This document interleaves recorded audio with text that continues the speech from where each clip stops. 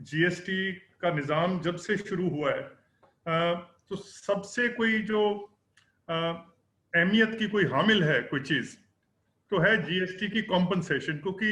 ये सारा जीएसटी के निज़ाम की जो बुनियाद रखी गई थी, तो बुनियाद इस बात पे रखी गई थी कि अगर किसी भी स्टेट को अगर कोई नुकसानात होते हैं, तो उसकी जो भरपाई है वो गवर्नमेंट ऑफ इंडिया करेगी। तो प्रेस में भी और एक तासुर दिया जा रहा था,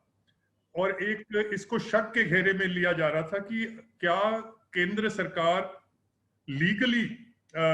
अकाउंटेबल है कॉम्पनसेशन के लिए कि नहीं, और ये जो कॉम्पनसेशन है अगर सेस में इकट्ठी नहीं हो रही तो क्या बोरोइंग अलाउड है कि नहीं।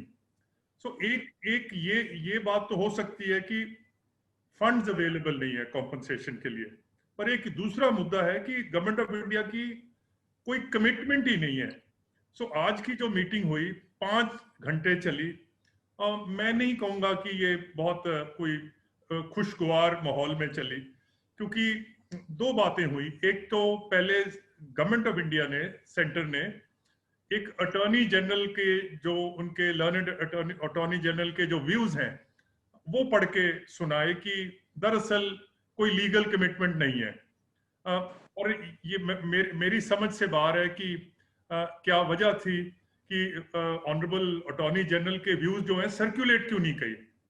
मीटिंग के अंदर लाने का क्या। तो एक मैं समझता हूं जिसको अंग्रेजी में बोलते हैं एक ट्रस्ट डेफिसिट जो है, वो हमें नजर आया। दूसरा, फिर मीटिंग के दौरान ये भी बताया गया, सेक्रेटरी रेवेन्यू ने प्रेजेंटेशन दी कि क्योंकि गैर मामूली हालात हैं, कोविड का जो महामारी है, उसकी वजह से गवर्नमेंट ऑफ इंडिया के खुद के टैक्सेस जो हैं